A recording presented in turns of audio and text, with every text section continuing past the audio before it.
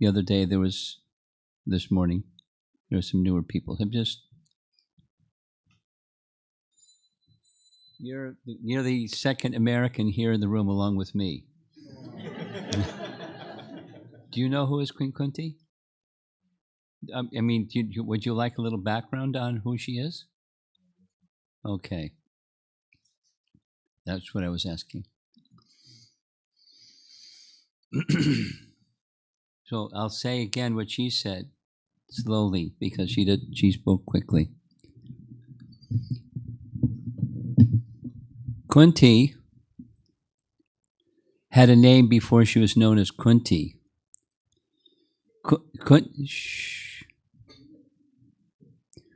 Kunti was the son of the king. When she was born as the son of the king had given her the name Pritha. You're familiar with Bhagavad Gita a little bit, right? Sometimes Arjuna is dressed as O son of Pritha because Shurasena, the king, had a daughter who he named Pritha. However, the king, as would happen sometimes, the king had other kings with whom he was very friendly. One of them was a king of the Bhoja dynasty. His name was Kunti Bhoja dynasty. So that king, his friend, had no children. He particularly wanted a daughter. So the daughter of Shurasena, the king, was given to another king, kind of like an adopted daughter, and let me raise her as my daughter. So she had an affection for both Shurasena, because her biological father, and her adopted father, or the father who adopted her, Kunti Bhoja. So her name then also became Kunti, the adopted daughter of Kunti Bhoja. When it was time for marriage, she was given in marriage to Prithu, and Pandu.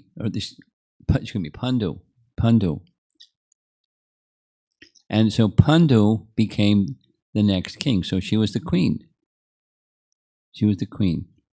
And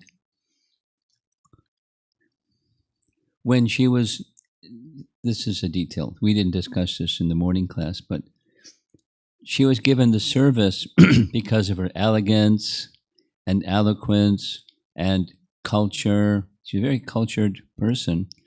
Whenever there were guests that came to the kingdom, it was her service to look after them, treat them nicely, everything. She treated Durvasa Muni, who has, you've heard his name, Durvasa Muni? No. He's a character.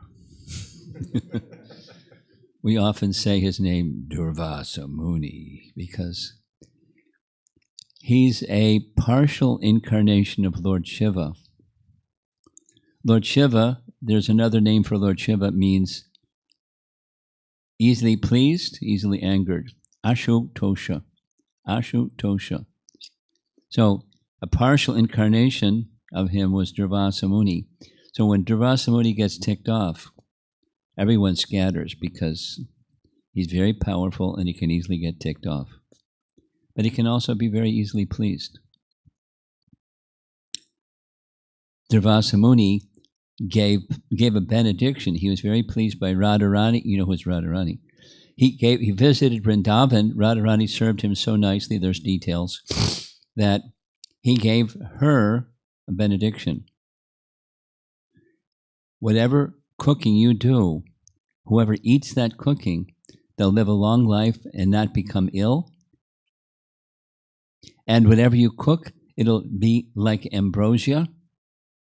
And whenever you cook, it'll never taste the same the next time. Now, ladies, who wouldn't like that benediction? So Radharani was a celebrated young girl because of Durvasa Muni. And so Mother Jasoda heard this benediction of her dear friend, the mother of Radharani. Can your daughter come and cook for my son? So every day Radharani was cooked for Krishna, even as a little girl. Even after she was married, she came and cooked for Krishna every day. And that was a problem. It caused problems. Now, Kunti, our today's topic, also received Durvasa Muni so nicely, he gave her a benediction. Very different one. Because he knew he had this knowledge capacity that most people don't have, that she would have difficulty during her adult life of having children. So she's not yet married, but she's got this benediction before she was married. Here's a mantra. You call this mantra and insert in the mantra the name of one of the demigods, and the demigod will come and produce children with you. Ooh. And he went away. You know, young girl, she's curious. I wonder if it works. It worked. She called the sun god, Surya. The sun god came. No. I'm an unmarried girl. We can't do anything like this. And he said, don't worry. Your virginity will remain untouched, and a child will be produced. That's pretty mystical, but so she agreed, and a son was born. Like pronto, not like 9 months later. The son was just born. And when he was born with celestial armor attached to his body, because he would be an invincible warrior. And he was born through her ear, which is pretty unusual too. So the name he was given was Karna, which means ear.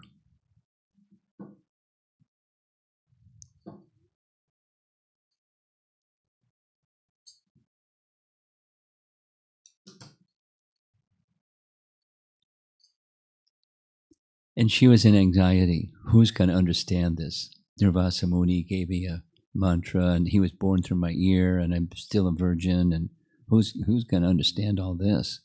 So she put the child boy in a basket, and he floated downstream. She felt very badly about that ever since, but she knew that Karna was her son, but she didn't tell him. And then that caused intrigue and so many other things. Later, she became married with this special mantra, and her husband was unable to produce a child. She told her husband, I've got this mantra. He didn't say, I already tried it out and it works.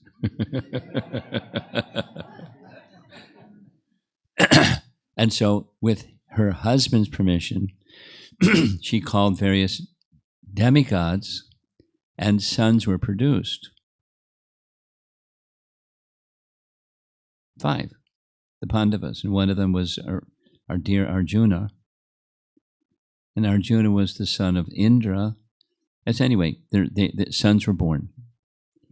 And her husband's became the king. There's details of how that happened. Shurasena passed and something, and her husband became the king. She's the queen. The king liked living in the countryside rather than the big palace.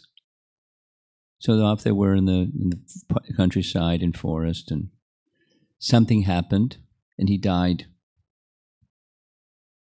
So here she is with 5 strapping young boys, powerful, powerful, powerful enough to rule the world young boys. And she's unprotected. And they're unprotected. What to do? She asked their spiritual master of the royal family, Vyasadeva. Vyasadeva? Yes, okay.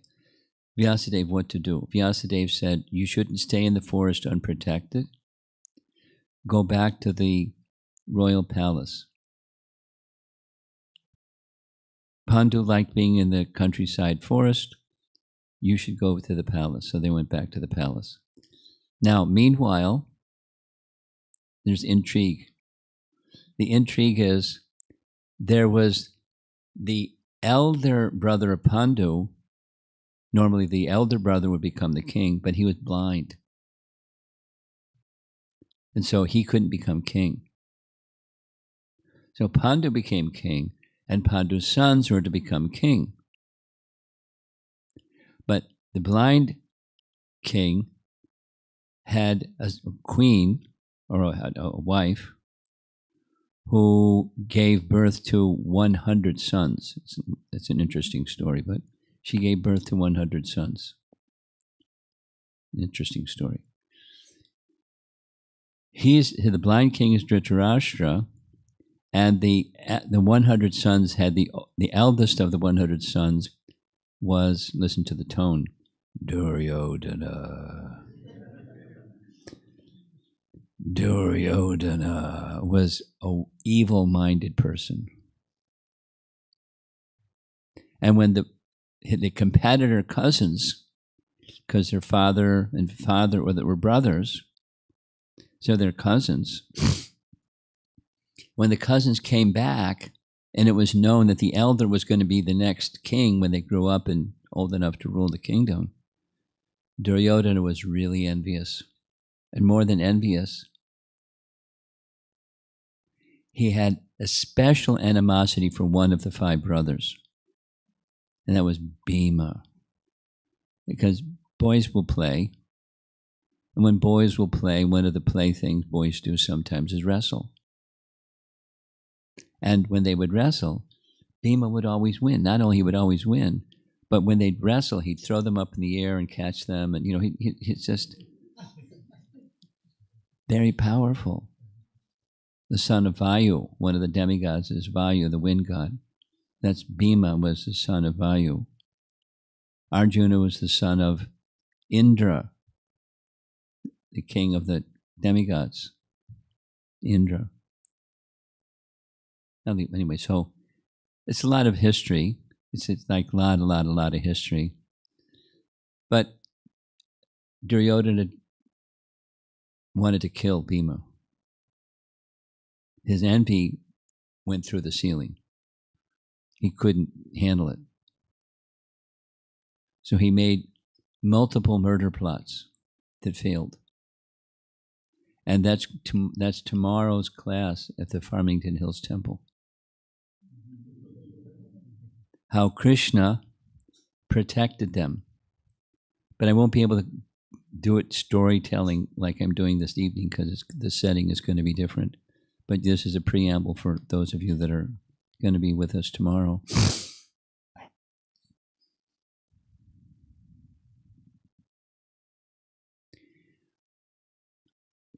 In Bhagavad Gita, Krishna gives 3 reasons why he comes. I mean, there's more than 3, but he gives 3 primary reasons. To give protection to the devotees, to annihilate the miscreants, and to restore Dharma when Dharma gets lost. 3 things. Protect the devotees, annihilate the miscreants, and restore the principles of Dharma. 1, 2, 3. So the protection to the devotees, those who take shelter of him, he gives protection to those who take shelter of him. It's one of his spiritual potencies. He has how many spiritual potencies? You can't count them. There's so many. And each one of them is so great you can't estimate it. So one of those potencies is Palana Shakti. Shakti means potency, and Palana means giving protection. Like one of Krishna's names is Gopala. You've heard that name. It means he protects the goes, the cows. Moo. And he goes out herding the cows, protecting the cows. Gopal. Because one of the potencies of the Supreme Lord is Palana. He was giving protection to the devotees. And the prayers tomorrow at the temple, she, Kunti, is going to describe the ways in which, in very interesting detail, Krishna gave protection to his Pandavas, to her 5 sons, and to their wife. Now, is there a case in history where 5 men married 1 woman? That's not very common at all. But that happened. And it's like another interesting, how did that happen? And Vyasadeva approved it on top of it all. And there's a reason why Vyasadeva approved it. So that's Queen Kunti. And you see in the image here, the painting that's on the screen, she's coming before Krishna, who is seated on a chariot. His celebrated chariot driver, Daruka, is at the reins of the chariot. And look behind her, there's the royal family. And then look behind them, and then there's so many people you can't see because part of the picture is cropped, but there's balconies, and there are people lined up over the balcony because Krishna is going to leave. The scene, chronologically, is after the Kurukshetra battle is finished,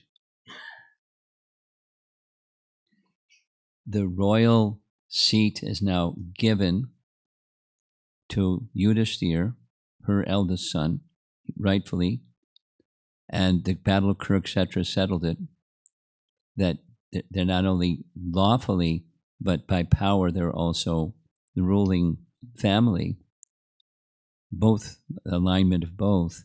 And so he's ruling the kingdom in Hastinapur. Now it's time for Krishna to go back to his place. So geography, we talked about it this morning. It was kind of funny. The distance between where Krishna was and where he was going, I was comparing it going from New York City to Los Angeles by chariot, not by 747 or not by an Amtrak fast train. It was by chariot. It's a long journey. And they don't know if they're ever going to see him again. And they, the residents of Hastinapur, what to speak of Kunti and her 5 sons, who are eternal associates of Krishna and love Krishna like anything. The boys are Krishna's cousins. And here's how they're cousins. Their mother is Kunti. And Kunti had a brother named Vasudeva, and Vasudeva had a son named Krishna. So they're cousins, first cousins. So the cousins, they have an affection of cousins, but more than cousins, they're devotees. They're not just, I'm this body. They're devoted to the Supreme Personality of Godhead, who happens to be their cousin. Imagine having a cousin. Or Kunti is her nephew, her brother's son, so she has affection, motherly affection like a mother to a son. But more than that, she knows perfectly well he's the Supreme Personality of Godhead. Not kind of knows it. She knows it. And she's attached. Transcendentally attached, not the worldly kind of attached, transcendentally attached. And he's leaving. to go back to his home, back to Dwarka. It's really a nice scene. And the whole picture, start filling in the details of the picture. Besides, like, this is a really great piece of art. The whole emotional scene is very profound. You can pick up on what it would be like to know that your nephew is God. And he comes every morning and falls at her feet and touches her feet. Now, how does she feel?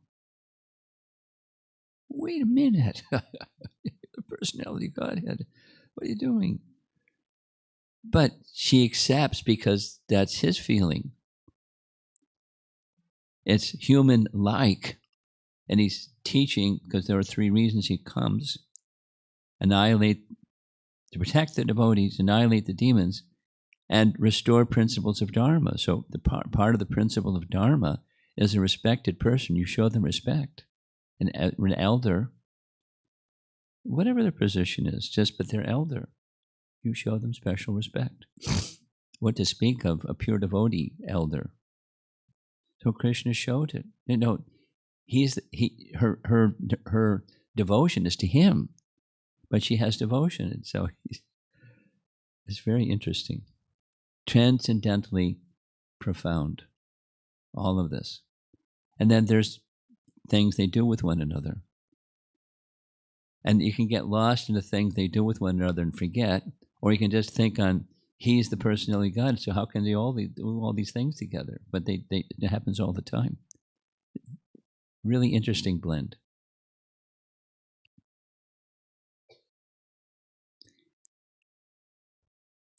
There's pastimes in the spiritual world, in Vaikuntha realm, Vaikuntha, yeah, in the Vaikuntha realm, where they only know divinity, the all-powerful, almighty, supreme, and the intimacy is missing because it's just majesty. And then on the other end of the spectrum, there's Vrindavan. And they love Krishna like anything, but not because he's the majestic supreme. He's just their dear friend or their dear son or their dear lover or whatever. That's the sweetness predominates, and it eclipses the majesty. And then where they are, in this painting, it's a mix. Rupa Goswami discusses this in Nectar of Devotion, our English Nectar of Devotion, Bhakti Rasamrita Sindhu. And it's a stage of bhakti, or a stage of the relationships of bhakti rasa, called mixtures of rasas, or mixtures of mellows. And that's what happens here. For example, Kunti, the aunt to the nephew, showing due respect. The restoring religious principles part, upholding religious principles part. And she has religious principle to uphold. She has to accept. She can't say no, because then that would be defeating Dharma. She can't do that. So she's conflicted emotionally. It's nice. That kind of conflicted emotion is nice, anyways. So now we're hearing her prayers. So far, we heard 18 and 19, and this evening, now we're just beginning. That was just a warm up. We're going to be hearing 20, 21, and 22. And if technology says yes, here's what's going to happen. There's a recording, and the recording is a nice devotee named Sri Rupa, and she's going to sing this twice with some nice musical accompaniment. And then you can sing along. I should comment. After she sings, pause, because otherwise it gets messed up. And then you can reply with the chorus. and then she'll say it again, and then pause, and then the chorus. So these are Kunti's words. They had a tape recorder and they transcribed her teachings. No, Vyasadeva had perfect understanding and he wrote it down. They didn't have transcribers. It was his omniscience. Okay, and let's see if technology cooperates. तथा परमहंसानां मुनीनाममलात्मनां भक्तियोगविधानार्थं कथं पश्येमहि स्त्रियः तथा परमहंसानां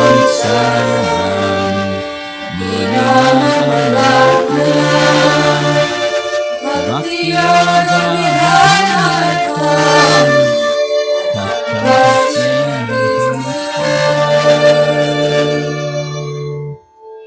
तथा परमहंसानां मुनीनाममलात्मनां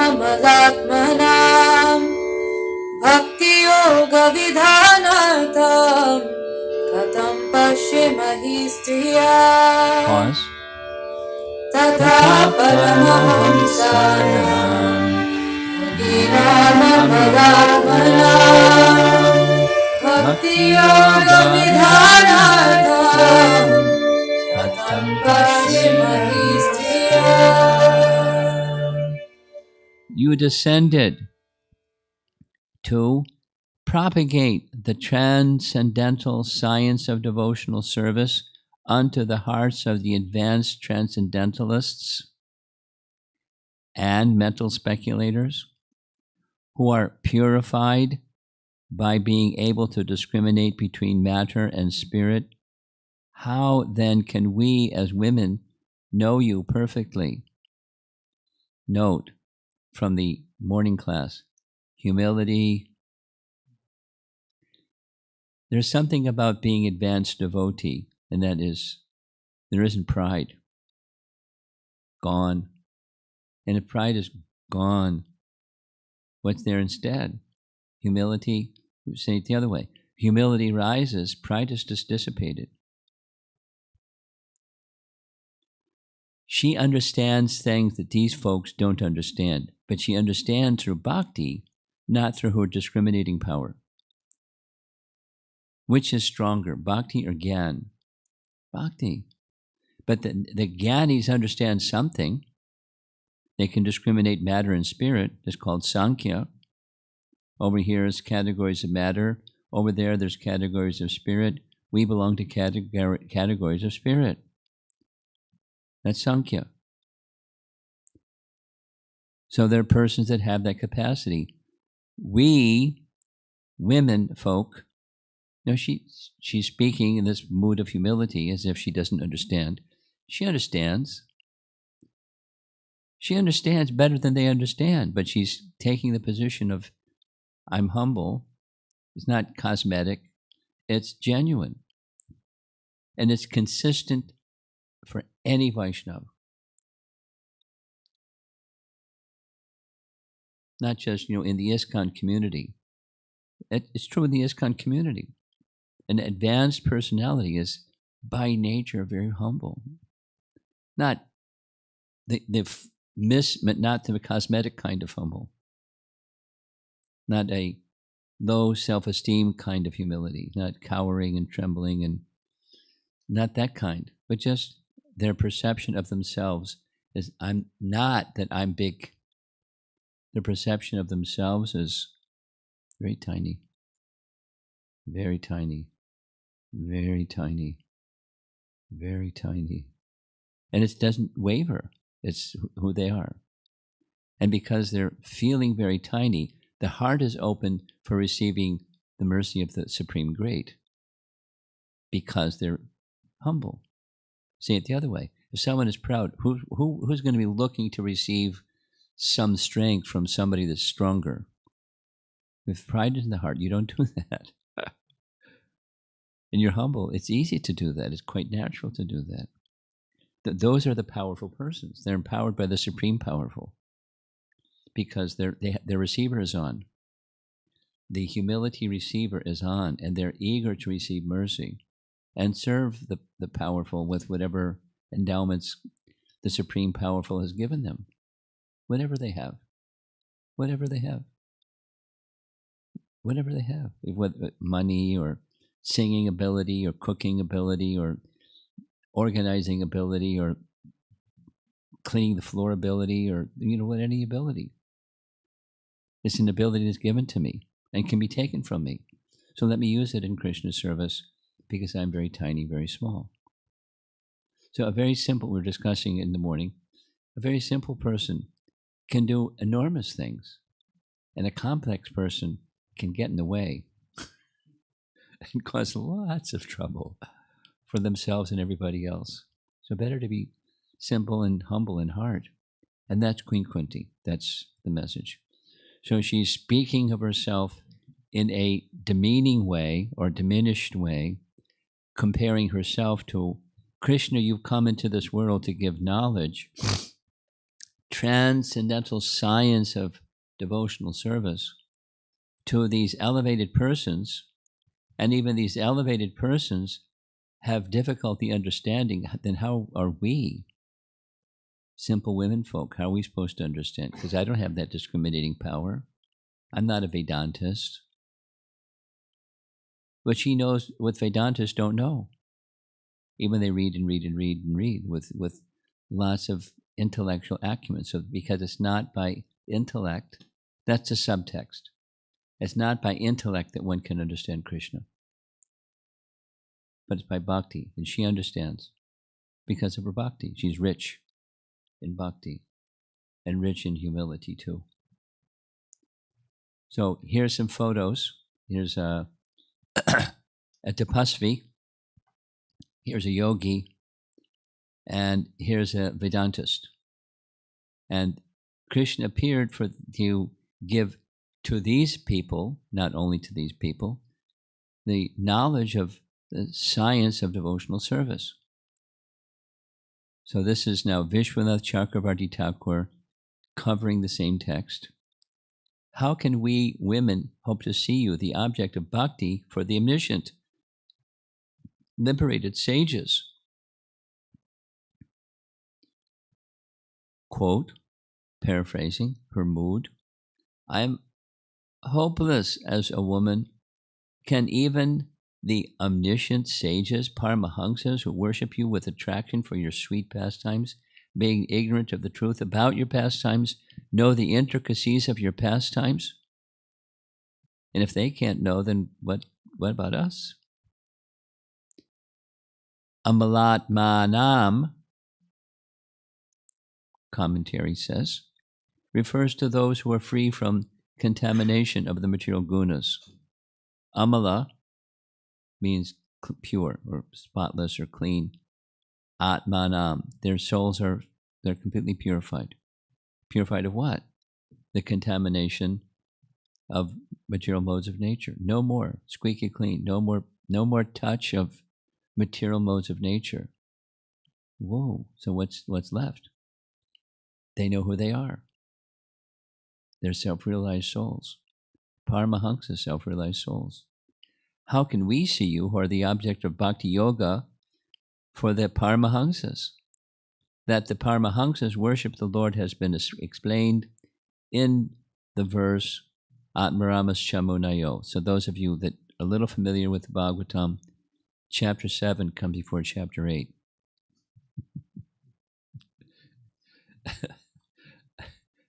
And in chapter 7, this Atmaramas Chamunayo verse appears. And it's part of a series of 4 verses that are super, super, super important verses. If you understand those 4 verses, you've understood the essence of the Bhagavatam. Not all the who did it to whom stuff, but the essence. And it's describing the realization of Vyas after having written all the Vedas and feeling out of sorts, feeling despondent, feeling dissatisfied, something's missing. And he's surprised, where's that feeling coming from? And Narada happens to come at the right time and say all the right things and says, you haven't sufficiently glorified the personality of Godhead. So, two things. Narada taught Vyas. Two things. Sit in trance of meditation, samadhi, completely fix your mind in transcendence upon transcendence. And two, you'll get a realization. And that realization should then be the composition of your next literature. So that's what he did. And what he saw in that trance of realization is in these 4 verses. Very important verses. I mean, volumes and volumes can be written. The rest of the Bhagavatam is resting on them. So that's chapter 7, and Kunti's prayers are chapter 8. So Vishwanath is saying the fact that the Paramahamsas worship the Lord is already discussed in chapter 7. So she knows the Bhagavatam, although it wasn't written yet. She knows the essence of the Bhagavatam, and so the Paramahamsas worship the Supreme Lord. And here's Prabhupada speaking. Now, this is not all of what Prabhupada said, but here's a lesson. The Lord is so kind that he does not show special favor only to one who is a great philosopher. Anybody in this room a great philosopher? In case you're not, no problem. Be like Kunti. And be a nice devotee, like Kunti. And what Krishna is looking for is the sincerity of purpose of his devotee. Not how many verses you know. Or, I mean, knowing verses is fine, but that's not what he's looking at. He's looking at the sincerity of purpose. And further, this is paraphrasing here, but she teaches us the mentality for approaching Krishna in devotion, and the starting point is dainya, or humility. Looking around the room. Most of you will know who is Bhaktivinoda Thakur. Do you have any idea who is Bhaktivinoda Thakur? Prabhupada's spiritual master and his spiritual master, or his father. So Prabhupada's spiritual master, Bhaktisiddhanta, and Bhaktisiddhanta was the son of another acharya named Bhaktivinoda. Bhaktivinoda wrote a lot of books. And one of those books that he wrote was Songs on Surrender. Songs. So there are teachings that go with the songs, but the teachings are for village people that aren't so literate, but they like to sing. So he taught them by songs. So he taught songs about surrender. And in the writings of scripture and the acharyas describing the scripture, there's 6 angas or limbs or principles of surrender. And Bhaktivinoda Thakur, in his songs, he puts humility first. Dainya, in his language. Humility. There's other words for humility, but that's a nice one. Dainya. And that's how you're not going to go anywhere in spiritual anything without humility. Say it negatively. If there's pride in the heart, you're not going to go anywhere. You're going to be like Indra. You're going to have to get smacked by Krishna to remove your pride. Be powerful, that's okay, but be humble. And if you're not humble, you can easily misuse the power that's given you. What happens? It gets taken from you because you get spanked. You get put in the prison house of Maya. And you can still be a powerful misuser of your power. But that's just a disturbance. And Krishna comes to quell such disturbances. So Kunti's not like that. She has the aptitude and attitude to approach Krishna directly and understand everything about him. But it starts with humility. She can understand things that the Paramahamsas and Tapasvis and Yogis and Vedantists and other people who can do things she can't do, she can outdo them just by her humility. Here's a nice reference. Some of you may not know, many of you will know. Who is Jiva Goswami? So Jiva Goswami, for those of you who don't know, he is one of the principal followers in the line of Chaitanya Mahaprabhu who received teachings about bhakti and wrote books about bhakti. And Jiva Goswami was most prolific, most elevated. So without details, I like to talk about Jiva Goswami, but I'm going to try control myself. One of his books had 6 parts, and each one of those 6 parts has a name. The parts are called sandarbhas. What sandarbha means is a certain category of literature that has rules for composing a sandarbha, and he followed the rules, Sanskrit rules of what a sandarbha is, and he divided describing the absolute truth in 6 divisions. And one of those 6 divisions was Bhagavat Sandarbha, describing Bhagavan, Krishna. But Krishna Sandarbha is another Sandarbha. Just before Krishna comes out of the box, it's just Bhagavan. Because there's many manifestations of Bhagavan besides Krishna. Those manifestations are in the category of Bhagavan. So in relation to Bhagavan is Bhagavat. So he wrote Bhagavat Sandarbha, and he makes reference to this verse that we just sang together in his Bhagavat Sandarbha, Anuched 103. In that 103, he's describing the appearance of Bhagavan in the world. And one of the purposes of the appearance of Bhagavan, we described 3 from Bhagavad Gita. Kunti is mentioning also the Paramahamsas that are receiving this transcendental knowledge and science of devotional service from Krishna. That's one of his purposes. So in describing the purpose of Krishna's appearance in Bhagavat Sandarbha, he makes reference to this verse of Queen Kunti. And he's referring to a verse spoken by Devaki in Canto 10, Chapter 2. But here we go. Why does the Supreme Personality of Godhead come, Shayate, to this world? He comes so that embodied souls, and that's everyone, or most everyone. There's some ghosts maybe floating around somewhere, but other than that, they're embodied souls, may learn to fix their thoughts on his lotus feet, and, most importantly, so the devotees may taste the happiness of devotional service. That's the purpose of Krishna's appearing.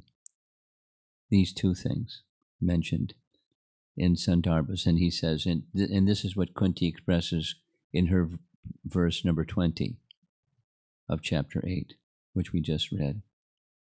So it's an important verse.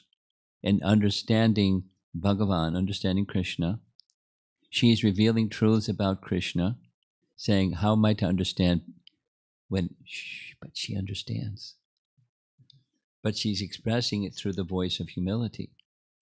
And it's quite okay to be humble. And it's quite okay to have devotion and to express truths of devotion, even you're humble. But she's expressing it in a humble way. She understands the purpose of Krishna's appearance. Then, text 21. Now, this is a nice verse. This and the next one, I'll just little anecdotal. Once upon a time, I was a young brahmachari. This lifetime. It feels like another lifetime, but it was this lifetime. And one of the things that we did every day, I was, for a while, was the Sankirtan leader. Every day, we went out on Sankirtan. What does that mean? We went to different streets in New York City. One of our favorites was Fifth Avenue. And we just chant all day. You know, we chant and distribute Back to Godhead magazines and invite people to the temple. and gives some people prasadam every day, like 8 hours a day. That's like a full, instead of 8 hours in the office, it's 8 hours on the streets. And one of the favorite places was a big church, forget the name, St. Patrick's Cathedral, I think, on the corner of Fifth Avenue and something or other street. And there was a really nice spot. That was our spot, because we could chant and have a dance and everything, and we weren't in anybody's way. So some people would stop and look, but that also didn't interfere with the flow of traffic along Fifth Avenue. It was a really good spot. And I remember very well this verse and the next one, intermittently, along with chanting the Hare Krishna mantra, we'd sang this one. So the Queen Kunti's prayers have been with me like since I was just, a young kid in the Hare Krishna movement. So it resonates, is what I'm saying. And it's just names of Krishna. First, it starts with names of Krishna in Mathura, and then it's names of Krishna in Vrindavan, because Krishna had pastimes in both places. So Vasudeva, that's Krishna's father, that's in the first line. And then Devaki is his mother, so he's Devaki Nandana. That's, they're very special. And then Nandagopa Kumara, the son of Nanda Maharaj. Nanda Gopa, the cowherd king, Nanda Gopa Kumaraya, Krishna became his son. And Govindaya, Govinda, he gave pleasure to the cows in Vrindavan. The cows gave pleasure to him. He gave pleasure to the cows. It's a very nice relationship, Krishna and the cows. Okay, so let's hear this song. Krishnaya Vasudevaya Devaki Nandanaya Cha Nanda Gopa Kumaraya Govindaya Namo Namaha. Pause. Krishnaya Vasudevaya Devaki Nandanaya Cha Nanda Gopa Kumaraya Govindaya Namo Namaha. Krishnaya Vasudevaya Devaki Nandanaya Cha Nanda Gopa Kumaraya Govindaya Namo Namaha. Krishnaya Vasudevaya Devaki Nandanaya Cha Nanda Gopa Kumaraya Govindaya Namo Namaha. Let me therefore offer my respectful obeisances unto the Lord, her nephew, who has become the son of Vasudeva, the pleasure of Devaki, the boy of Nanda and the other cowherd men of Vrindavan, and the enlivener of the cows and senses. So go has multiple meanings. Two prominent meanings are cows and senses.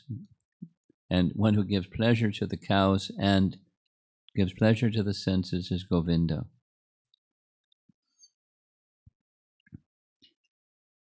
The painting is showing Vasudeva, his father, doing exactly what Krishna asked him to do. So, on Krishna Janmashtami, Krishna makes his appearance, but in a very interesting place. Christmas is coming up, and Christ is born as the son of a shepherd and often a shed. Christ makes his appearance that way. Krishna made his appearance in a prison house. Why would God appear in a prison house?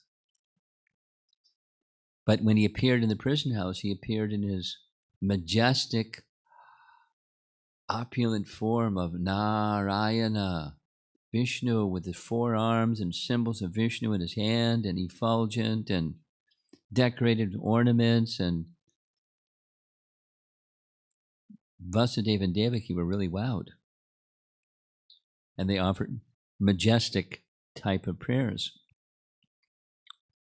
However, the mother, Devaki, she also had maternal feelings.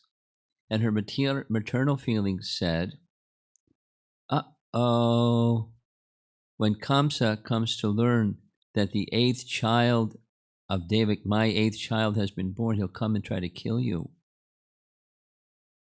Four-armed Vishnu, who's going to kill him?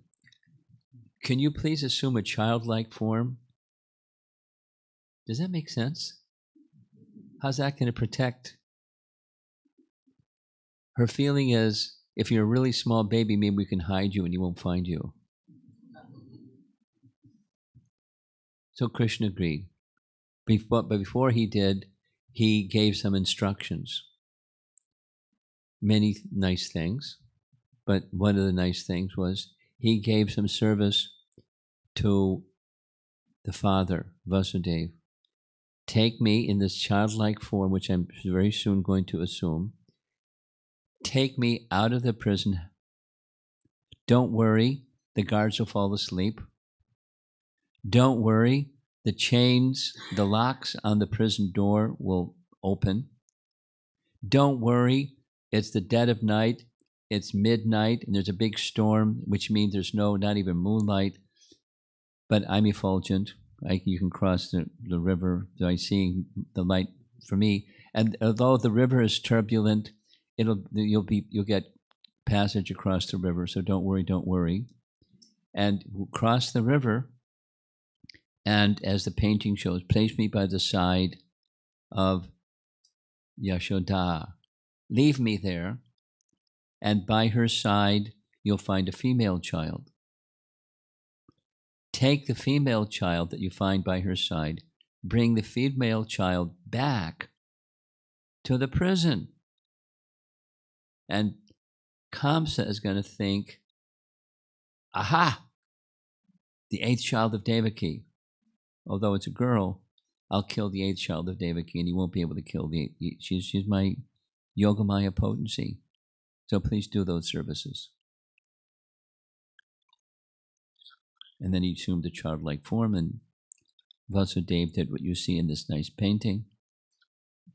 There's Mother Yashoda, sound asleep after childbirth, and he's placing the male child, Krishna, by the side of Yashoda, so that when she wakes up, she won't find the female child. She'll find Krishna and accept Krishna as her son. And then the childhood pastimes of Krishna and Vrindavan unfold thereafter. And the other painting shown here is Krishna in Vrindavan.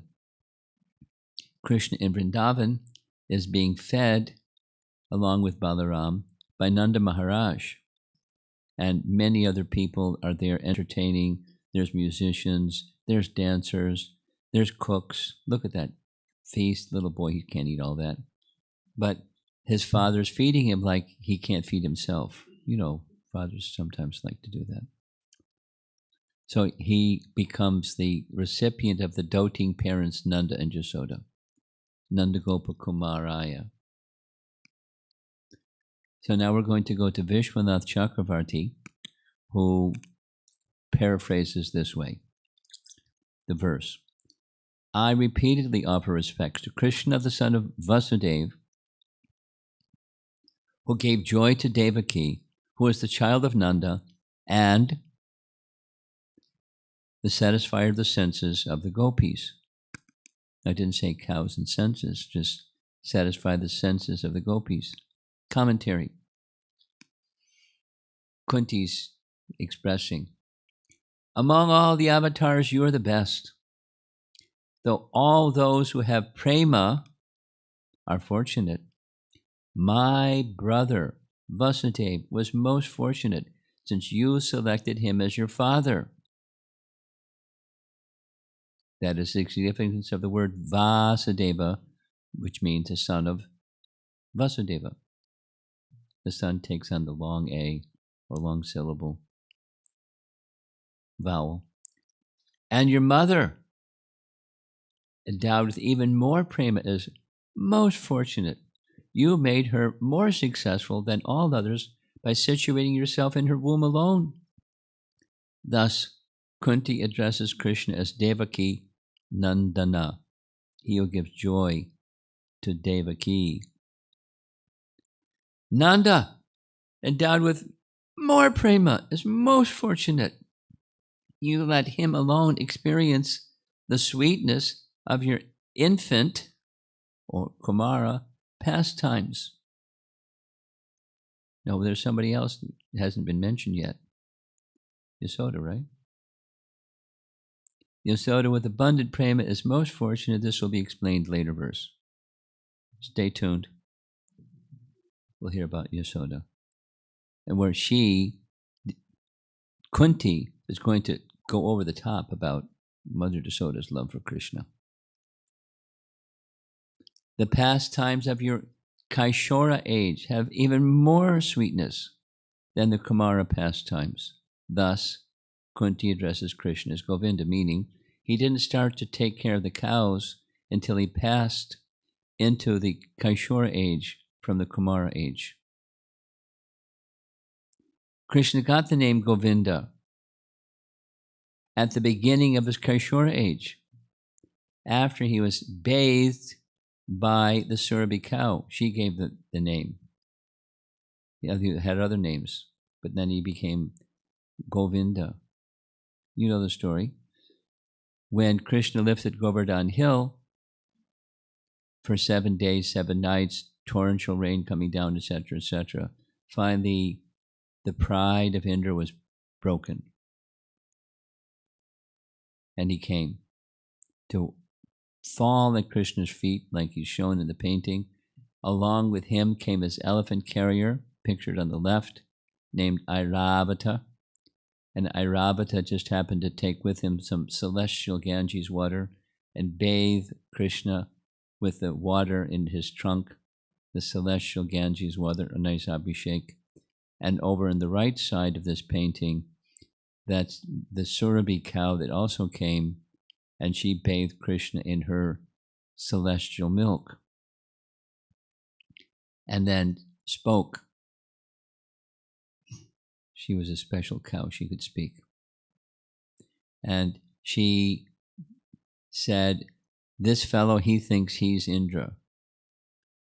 You're our Indra, you're our Lord. And from this day, may you be known as Govinda. You're our Lord.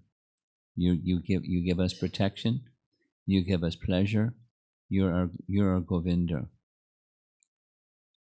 So there's another painting of Krishna with cows.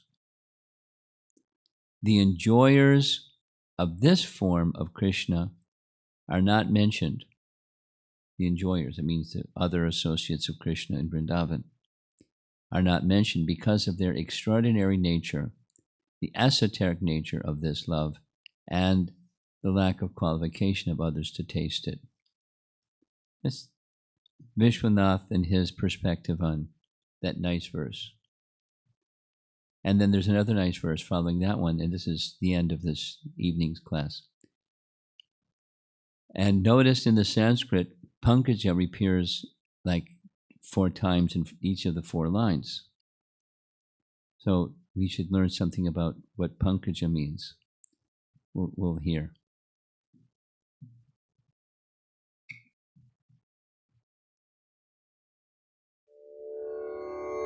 Namah Pankajanabhaya, Namah Pankajabaline, Namah Pankajanetraya, Namah Namaste Pankajangraye.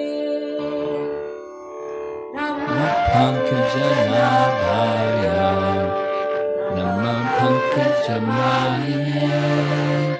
Namah Pankajanetraya. Namaste Pankajangraye.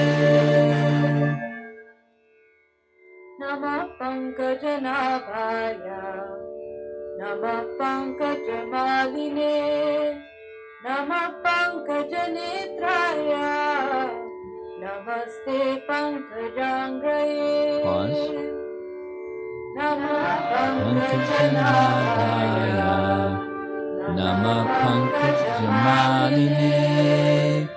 Namah Pankajanetraya. Namaste Pankajangraye. My respectful obeisances are unto you, O Lord, whose abdomen, nabha means navel, whose abdomen is marked with a depression like a lotus flower, who are always decorated with garlands of lotus flowers, mala, garland of lotus flowers, whose glance is as cool as the lotus, netraya means eyes, and whose feet are engraved with lotus flowers. So there's all attractive Krishna from the eyes of Queen Kunti. And just imagine yourself on Fifth Avenue singing this to hundreds of puffy wuffies walking by and wondering, what are they doing over here? But it's just glorification of Krishna. And names, because Nama Sankirtan may especially mean the Hare Krishna Mahamantra, but it's Nama, or the names of Hari, Hari Nama Sankirtan. These are names of Hari, these two verses, just filled with it. So let's see. Pankaja. Panka means mud, and Ja means generate or take birth, like Krishna Janmastami. Janma. Ja means generate, and Panka means mud. So a lotus is called Panka Ja because it's generated from mud. So Pankaja means a lotus generated from mud. Prabhupada, if we see a lotus flower, we can immediately remember Krishna. Just like if you love your child, if you see any garment, a small ship, shoes, or any playthings, immediately remember your child. Oh, this is my child's shoes. This is my child's playthings. This is his garment. So it is the custom of love. Now, in all cultures of the world that I'm aware of, lotus is a symbol of something. It evokes something. Peace, tranquility, the beauty of nature, something, something, something. And for Vaishnavas, it evokes some feeling of appreciation of the one from whom the lotus comes, Krishna. He is Pankaja, like the lotus is born from the mud. Krishna is the source of everything. It just reminds one of Krishna. At least certain groups of devotees, it's like that. So here's the four. Pankaja, Nabhaya. Nama means offering na maha. It's humility. Namaha is an expression of humility. It's negation of false ego. Namaha. Literally, the translation.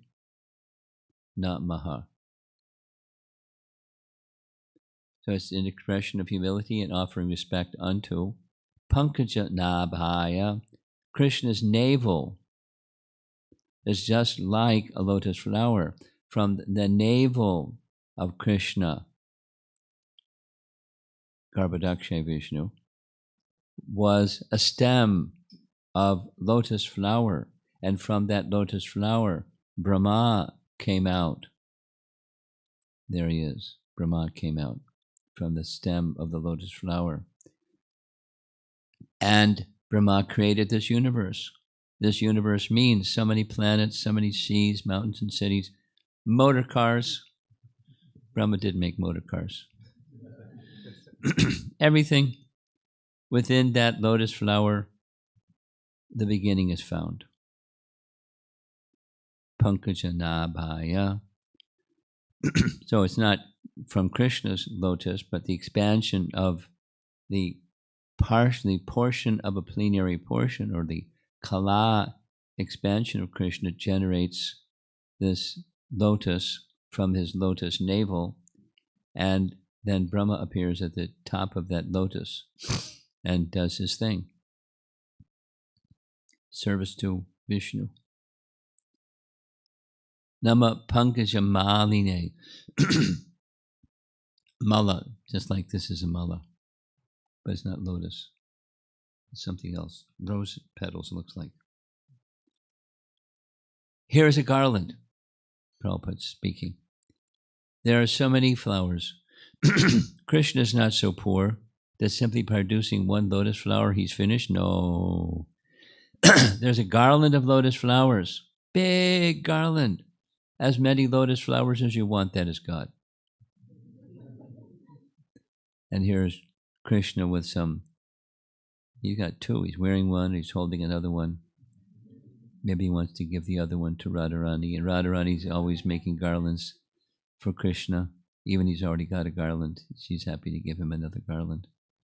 And he's happy to get the garlands that she makes. Nama Pankaja Maline. Then Nama Pankaja Netraya. Krishna's eyes, netra, they're compared to pankaja, petals of a lotus flower. And similar, some of you may know from Brahma Samhita, Alola Chandrakala Sadvanamalya Vangshi. His eyes are like lotus petals. Nice piece of artwork with Krishna and his lotus eyes.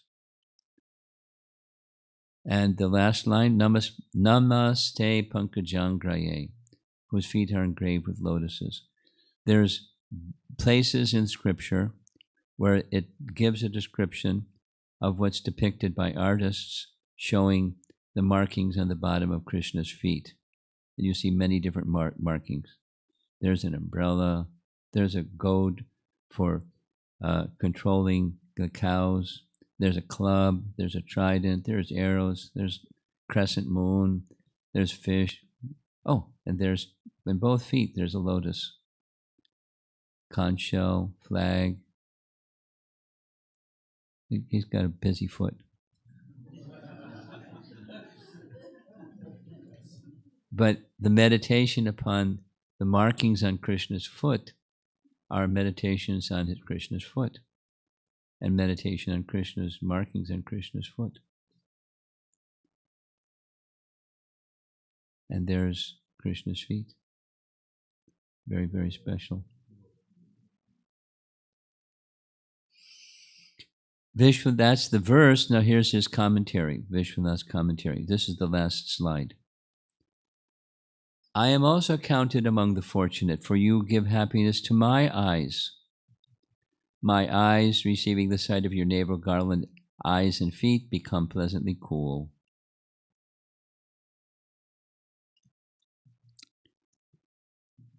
So, it's almost 8 o'clock. Let's see if there's some discussion. I did a lot of introduction to get, the mood and the picture of who was Kunti and all of that, so it took a while. There's quite a number of prayers. I don't think we're going to get. Don't think I'm going to get to finish your prayers during this visit, but it's nice to go slowly too, and relish the topics. Any comments or questions?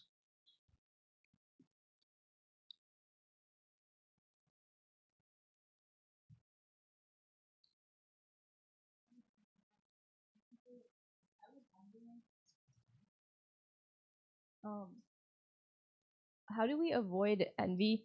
How do you avoid it? Or like, how do we stop being envious? Become a gopi. Or meditate upon those who have no envy. And try to be servants of those who have no envy. I mean, there are two things that are most destructive: pride and envy. Beware of pride and beware of envy. So, good question. And if let's just take it for granted, there's envy, because we wouldn't be here. This body is like a flag saying envy, because we wouldn't get one if we didn't have it. We got it. We can try to pretend, deceive ourselves, but it's there. So you accept that it's there. Now what do you do about it? That's your question. I'm just building your question. The root of that envy is envy towards Krishna. It's misuse of free will. And some persons, even if they know they've misused free will, they keep misusing free will because they're conditioned to misusing free will. That misuse of free will is, Krishna shouldn't be the enjoyer.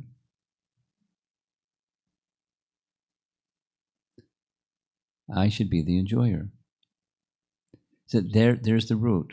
So if you know to deal with it, know what the root is. You can't just trim the branches and pull a few leaves and it's going to go away. The root is there, it's going to come back again. So deal with the root of it. It's our regard for Krishna. And our regard for Krishna is, he is meant to be the enjoyer. I'm a fan of Jiva Goswami. I'll be happy to announce. I have the greatest respect for Jiva Goswami. He gives an answer. Well, in one of his sandarbhas, we mentioned Bhagavat Sandarbha. One of them is Bhakti Sandarbha, and it's a whole treatise on what bhakti is. And he gives a very nice definition. I don't know if I can replicate the Sanskrit properly, but where the definition is sukhatvam. The sukha means happiness, and tvam is having the quality of. The happiness, desirelessness, is enviousness less. Misuse of free will arises from envy. Desirelessness is envy's gone. Not you don't become vegetable or stone or a void. You become filled with desire. Here's the answer to your question. For the happiness of Krishna, sukhatvam. Bhajaniya tva sukhatvam. That's the state of desirelessness. So there's the plus and the minus. Beware of pride and envy, and control it as much as you can, and remove it by making your happiness the happiness of Krishna. Swa sukhatvam. Swa sukhatvam. One's own happiness is Krishna's happiness. Swa means one's own. Swa sukhatvam. Your quality of happiness is Krishna's happiness. So those of us that are in the material world are here because we have another idea. That's the envy idea. It's not him, it's me. Or at least, some of the time. It's only fair. He can be Ishvara for some of the time, but I'm Ishvara. Ishvara ham aham bhogi. So that's the problem. That's the root. And the antidote, which is your question, how do you deal with it? It's there. Acknowledge that it's there. Don't pretend it's not there. It's there. We wouldn't have a material body if it wasn't there. It's there. Now, how to deal with it? control it, and by striving in your life, in my life, and each of us, to not act independently. Good luck. Because there's a tendency. I mean, if we're like nice and gentle about it, we're do independently, please. And but in relation to Krishna, there's no independence. There's dependence on his happiness. So let me seek. That's how do I make choices about what I'm going to eat, or suppose you're going to cook. What do I like, or what do my family members and friends like, and I'll do that because they like. And then what does Krishna like? Or singing. You like to sing? Most teenagers like kirtan. So sing not in such a way that it's pleasing to you, but it's pleasing to Krishna. There's the challenge. And then here's the challenge on top of that challenge. With that, japa. Ooh. There's a happiness, there's a Krishna happiness in absorbing your mind in the sound of his name, because it's him. He's making himself available to us in this age of Kali through his name, not just through music. Music is fine. But if kirtan is fine and japa is struggle, there's a good place to go to deal with envy. Because there's joy in the name.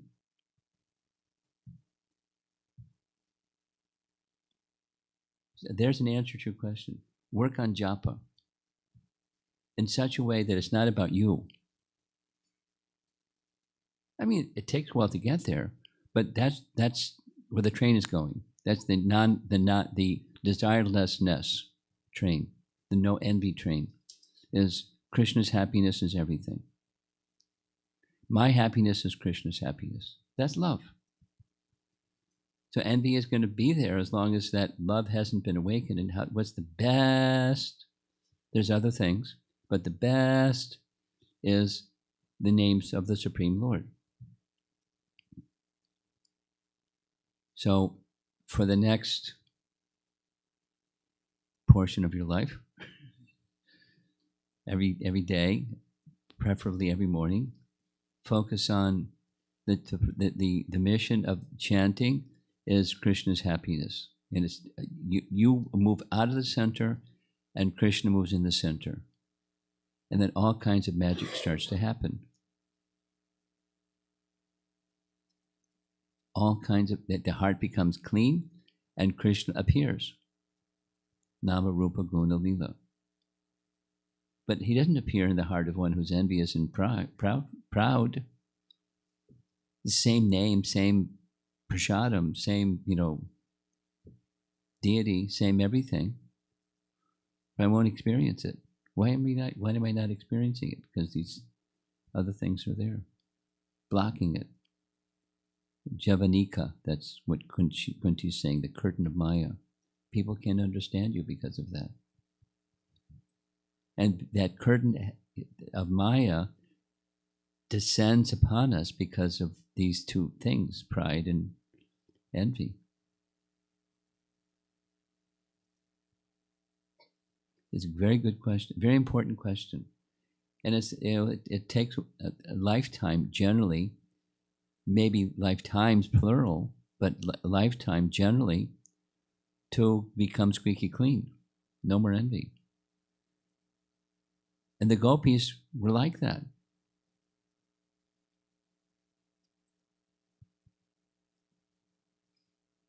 All the residents of Vrindavan were like that. But, we discussed this already before the morning session. The worship of Katyayani. They all said the same prayer. 16,000 girls got together and said the same prayer. We want Krishna as our husband. I want Krishna as my husband. No, we want Krishna as our husband. And there's no envy. That's otherworldly. Without giving worldly examples of what it would be like otherwise.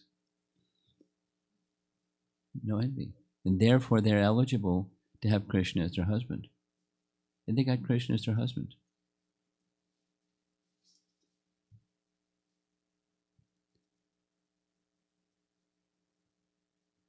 Yes.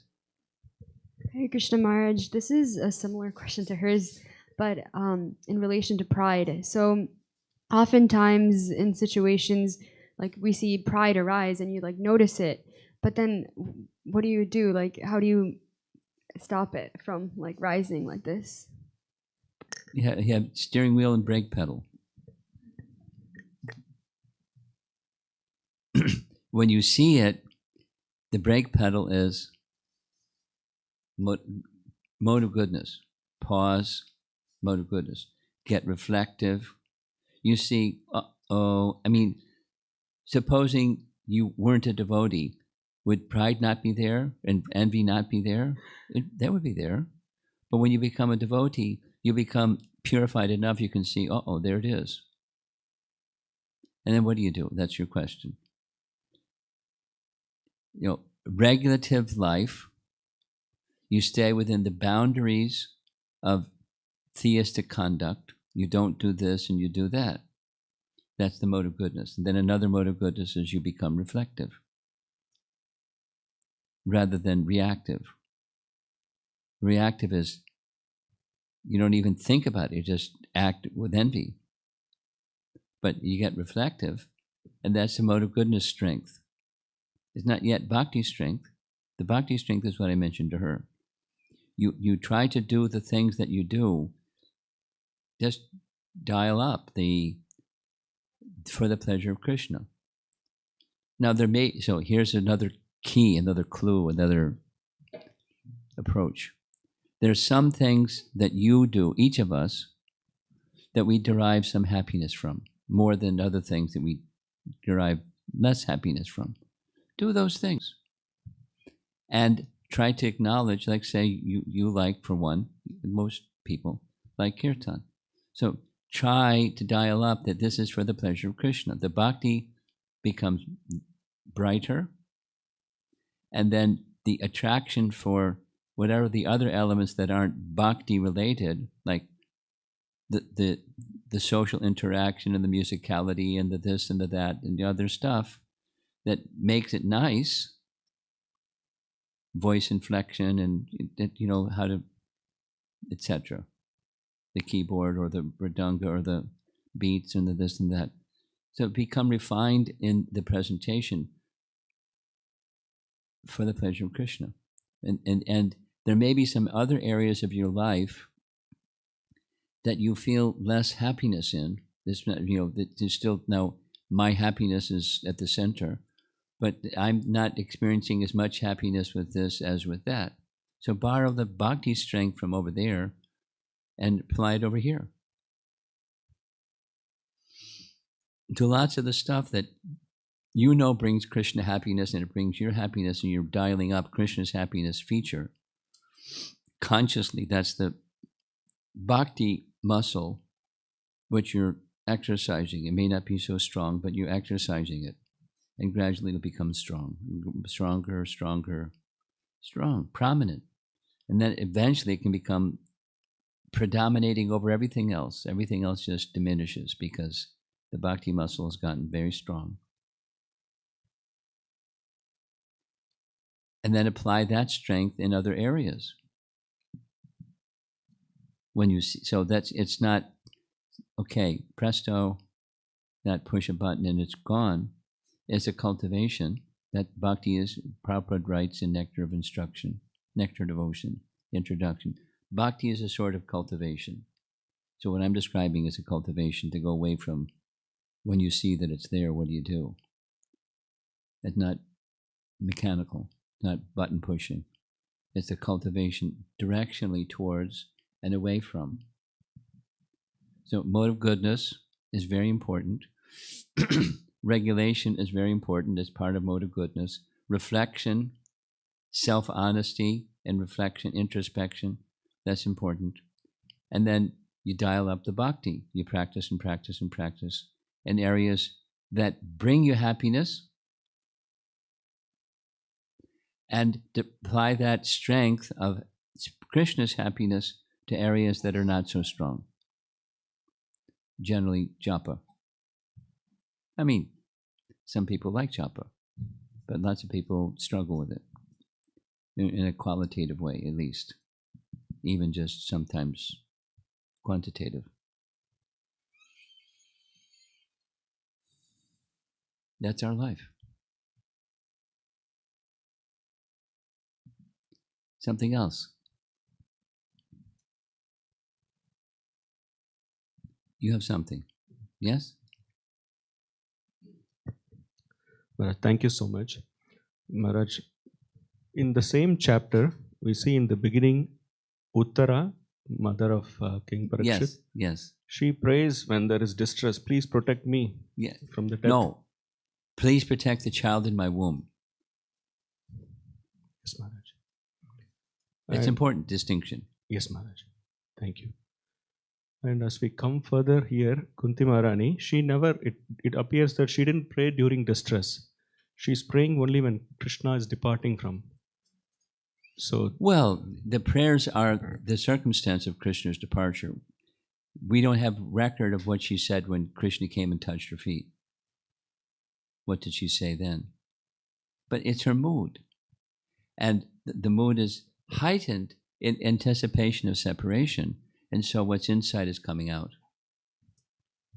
But most likely, what's inside comes out anyways. However, whatever the circumstance, however the flow comes, it's what's inside comes out. yes, Maharaj. Maharaj, I'm trying to reflect myself. Ah, As a conditioned soul in the beginning stage, I'm still every day praying, please protect me from this lust, anger, greed, all these okay. anattas. Okay. So how do we move on to the next step, Maharaj, where we accept? Ah, thank you for that question. That's their question. But, their question was in relation to envy, but what the root of envy is envy of Krishna. So the root of I want, this is the desire, I want, separate from Krishna. That's the root. It's the same root of whether, what comes from the root is what stimulates that root is envy. I want to be the enjoyer. I want to be in the center. It's about me, I, me, and mine. Thank you. The material life. And get good at it. Play the game and become good at I, me, mine. And give it a nice label. You fill in the blank.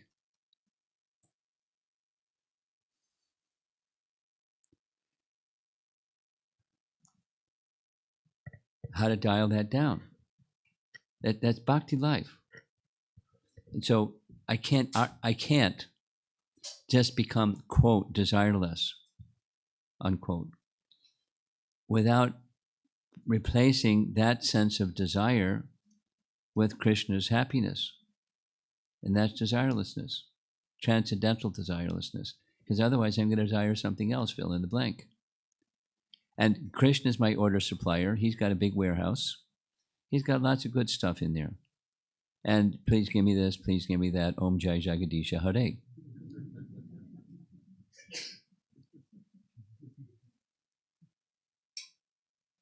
And that's, 4 types of pious people render service unto Krishna. That's one category. So you're a pious person rendering, you're doing devotional service under certain category. The pious persons, impious people don't. They just bully their way around and grab what they can and call it mine, I, me, mine. No rules. Or they may follow some conventions, but it's not depending upon God. So that you're a devotee, you're going to God for stuff. It's okay. But now your question is how to move on from that. Yes, Maharaj. That's the question. Yes. So the root of that is your relationship with Krishna. So what is the essence of that relationship? It's not just he's the order supplier. I mean, he supplies. That's like, you gave this example in the morning, just like father and son. It's winter time. The son doesn't have to say, Daddy, can I have a jacket? It's cold out. Daddy's got 6 jackets. And which one do you want? That's Daddy.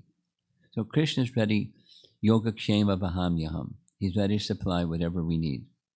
So we don't have, you can ask him for what you need. It's okay. But how do you go beyond that is, there's something more to relationship between father and son than the order supplier of the needs of the son. There's love.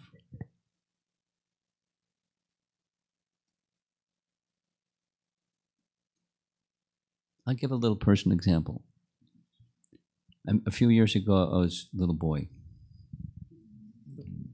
And the system in our house was, there were 5 children. We had chores. We would do something. It was like a duty. And then our father was by profession an accountant, and he kept a chart. We would do our duties, and then he gave us an allowance. And he taught us, it was really nice. I mean, he taught us one of the things we should do with our allowance is put money in the little envelope that you give at church. You're charitable with your allowance to God. I mean, it didn't explain it. He just did it. So then, at the end of the year, we had something left over. Something for God and something for me. The 2-pocket program, I call it. Hare Krishna and Hare Maya. And so, I remember very clearly. I had my allowance and I could do with it. There wasn't any rule about what I could do with it, but I wanted to give a nice present for my father on his birthday. So I got something that was completely useless. I wouldn't even say what it was. Embarrassing. But there was a tear in his eye because it wasn't the order supplier relationship. It was a love relationship. The money was his. And we gave it back to him in the form of something useless. But the mood was, there's a tear in his eye. And there's other nice stories to tell about that. So the essence, to move from that position of the order supplier is the servant. And the happiness, not of the order supplier, that's business. I do this, you do that. Om Jai Jagadisha Hare. That's not it. It's just for you. And that's it. A nice example is Prahlad. So read the story of Prahlad and become Prahlad-like. Chapter 10, Canto 7. Read it. It's nice. Nrsingadev wants to give him. And he says, there's only one thing between us. You're the master, I'm the servant, and there's nothing else between us. I'm not a merchant.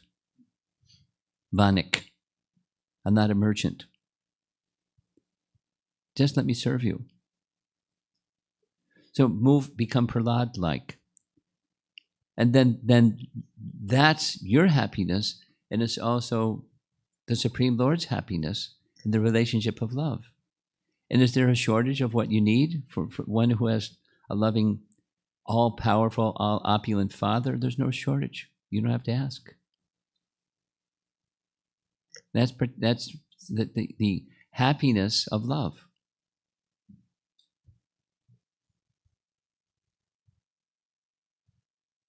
I was at a program somewhere, I can't remember at the moment where it was, and there were a number of newer people.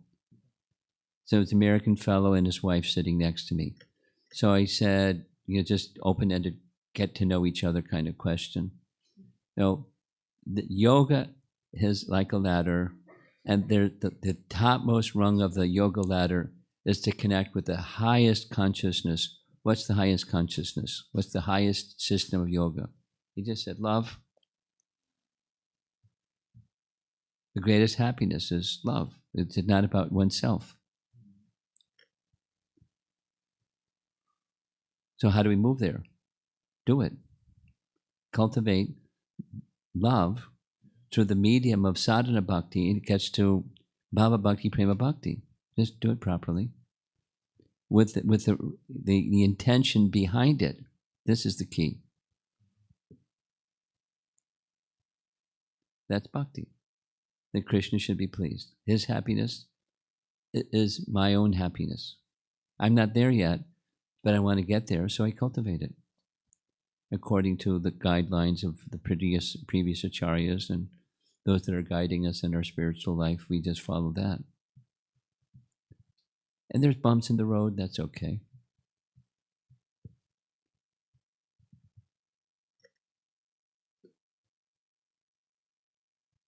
Thank you so much, Maharaj. Okay. Anything else? Yes. Guru Maharaj, this is in continuation of the three. My question was about, again, these choices that we make and cultivating from where we are going toward, like how in Okay, this next answer step, you yeah. were talking about become Prahlad, like, and I was just contemplating on the first two answers was more like dovetailing, and many a time, when it comes to the Yes. application aspect of it, dovetailing is a very powerful principle in making the step toward that Yes. direction, Yes. where I'm very consciously in the daytime when I'm making multiple choices, even in the sequence of a day, Yeah. asking honestly this question, that what do I want, what my kids want, and then adding this third question earnestly, that what would please Krishna in this scenario. That's dovetailing, is that right? It's a little more than dovetailing. So for those of you that don't know what this conversation, the term, at least my first introduction to dovetailing, is Bhakti Siddhanta. And Bhakti said that the context is in Brahma Samhita, after Brahma finishes all these super duper fantastic prayers, his realizations about everything transcendental, about Govinda, Adipurusham Tamaham Bhajami, there's a pause and the mood changes. And Brahma is reflecting, I've got all these fantastic, super fantastic realizations, but I got some duties to do. For hours week, I have to go to school, or I have to go to the office, or I have to take care of the house, or whatever the things are, their duties to do. In Brahma's case, he's got to build the universe. My God, how complicated is that? And how am I going to keep my attention on all these nice realizations while I'm building a universe? I can build the universe. Krishna gave me the power and the intelligence and everything, but how am I going to keep both of them together? This is where dovetail comes in. And he explained, Bhakti Siddhanta explains, that dovetail means that which is of the material side, you connect it to the spiritual. I learned this from a friend who's a carpenter. It's also a carpentry term. I like this, so I'm sharing it. When you have a piece of furniture and you want to connect with something like this, with something like that. So one of the systems they would use in the past was wide, narrow, like teeth, and you fit them together, and that's a dovetail. And in carpentry, dovetail sometimes is stronger than the wood itself. Got it? That's dovetail. This connects with that. So the material connecting with the spiritual, so that's the dovetail point that she's making. To go from the material to the spiritual, you connect the material to the spiritual. And in course of time, it's all spiritual.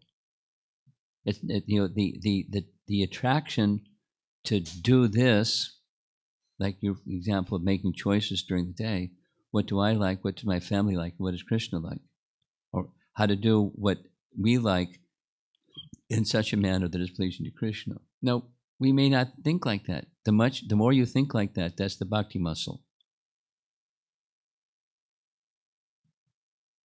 Yes? Sva sukhatvam. My real happiness, spiritual happiness, is Krishna's happiness. The real happiness of my family is Krishna's happiness.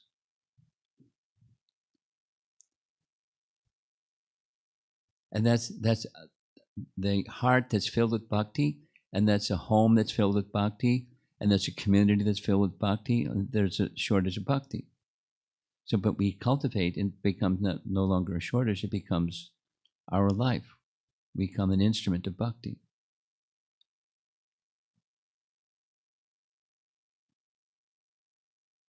Easier said than done, but that's the principle. So your question is that a dovetail? The answer is yes. And with dovetail, it becomes no longer just combining my's with Krishna's. It's just Krishna's. Seamless. No fitting this together with that. That's a stage of spontaneous devotion.